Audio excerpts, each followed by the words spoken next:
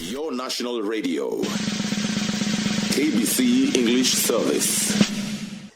As usual, Dr. David Matsanga, Chair Pan-African Forum political scientist and international Pan-Africanist, joins us this particular morning to dissect what happened over the weekend. A lot of headlines politically. Deputy President, launching some scathing attack against the state, deep state, and the systems for fighting him. President Uhuru Kenyatta, on the other hand, continuing with their bromance with former Premier Raila Amolo Odinga, attending Mashemeji Derby together at Moi International Sports Center, Kasarani, on Sunday afternoon. So, good morning, David. Good to speak to you. How are you? I'm very fine, very fine, very fine. Thank you very much, KBC. Did you enjoy the happenings of the weekend, during the burial of Sergeant Kenei Kipyegon, Deputy President attended? Of course, he worked under his office at Arambe House, and of course, he launched some scathing attack and onslaught on the deep state and the system. Yesterday, of course, he was in Meru County continuing with his fundraising activities. I don't know, is Deputy President being fought by the system because of his growing popularity and how he's endearing himself to Kenyans? I don't know what you call enjoying, but it's a somber mood for me as an leader. Why? As an leader in Africa, a peacemaker, a conflict resolution expert, a man who has studied political science, who has been through conflicts, I'm saddened. I'm saddened in the sense that we are coming back to where we were in 2007. The utterances, the outbursts are not the best for this nation. The fear-mongering, the intimidation, the language, the threats that are coming from the same people who are supposed to guide us are not the best for people of Kenya. So I am in a somber mood. I did not enjoy anything as a peacemaker. I did not look at anything that is positive coming out of mouths of people who are supposed to guide the nation towards its destiny of peace. I was not happy at all. When you talk about you being in a somber mood, someone who's been pushing for redemption strategy, which is, enshrined in the BBI, and, 2007, we witnessed a fierce post-election process that, culminated into, what we can say was a situation that Kenya cannot witness right now.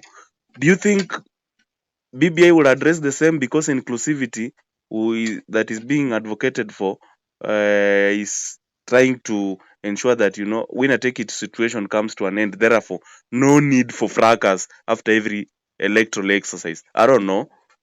Is that the solution? You have rightly put it, that I was one of the few people talking about the redemption strategy since 2009. I've said Kenya needed a redemption. The anger was too much, accumulated, rented like a rent at arrears.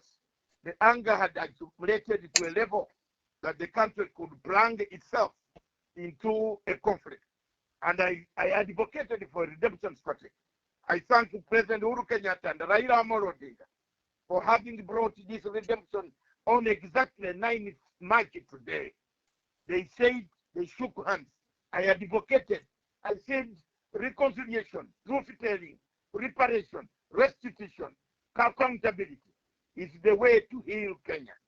But today, it has been hijacked by people who have taken a different route. Those who oppose it for the sake of opposing because of my clan, my tribe, has not accepted.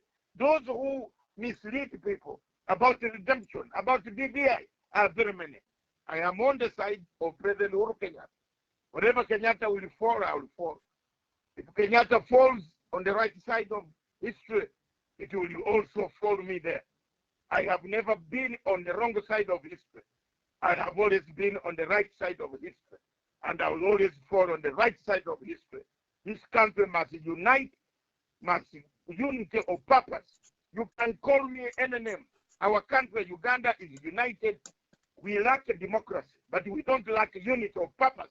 We don't call each other tribes like a Ugandan do from where you are. You Kenyans, you must stop this thing of calling each other tribes. Please, please, you are shaming us in Africa.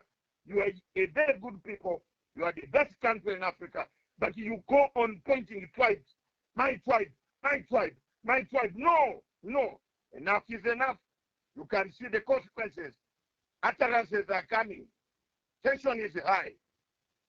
More people confusing what they are confused. The people who are supposed to lead us are leading us back. What is the problem?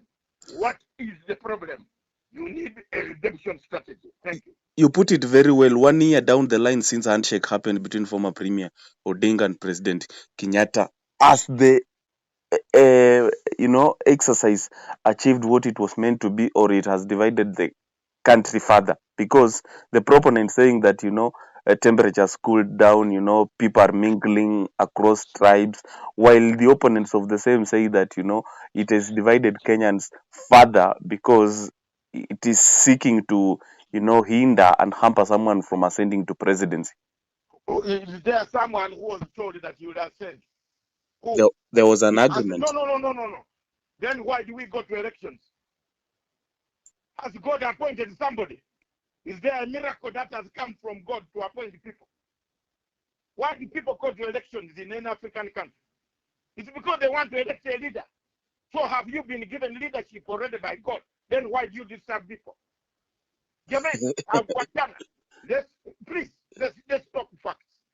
Let's talk facts. And as we continue speaking facts, yes, no anointment here. Has God anointed the angel Gabriel here? No one was anointed. Who has told you that you'll be the leader? No one, of course, but there was supposed to be, an automatic Jubilee candidate who was promised that, support President Kenyatta for 2 terms, then the reciprocation from the other end will also happen.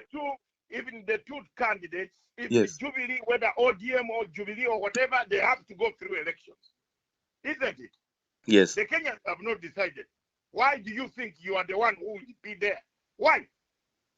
Why? Are you just going to shoot all the Kenyans and they don't vote?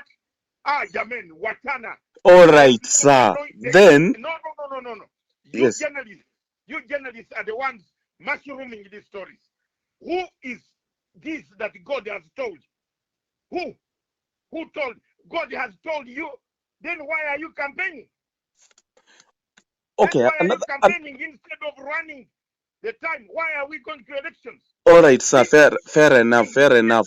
You've been heard. So another development. So yesterday, a week late after 11 members of parliament from northern part of the country visited Somalia on what they termed peacekeeping mission. Of course, yesterday we saw Dr. Fred Matiang'i, Interior CS, being directed by President Uhuru Kenyatta to meet Somalian delegation led by President Farmajo. Someone you've had an onslaught on. I don't know. Do you think the efforts by the government of Kenya would be fruitful in terms of ensuring peace and stability is restored between 2 countries, warring nations? My efforts.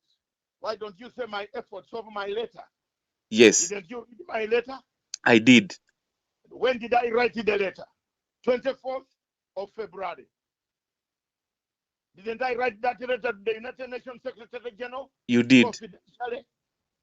I wrote it. While I was in the Netherlands, I wrote a letter to the Secretary General, he's my personal friend, and delivered it through his office. And said, Mr. Secretary General, there's a very big problem coming up in Indian Ocean.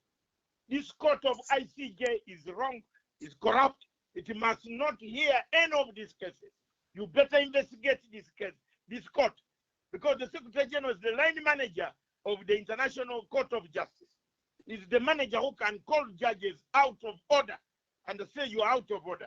I said, Mr. Secretary General, there lies a problem in Indian Ocean. You better solve it. My letter went on 24th. Forget about whatever the difference. I don't work for Kenya government. Kenya government has got its own ways of doing things. And I allowed what President Uhuru Kenyatta has done. That's very good. That's very good move. President Uhuru Kenyatta has shown he wants peace. He's not interested in war.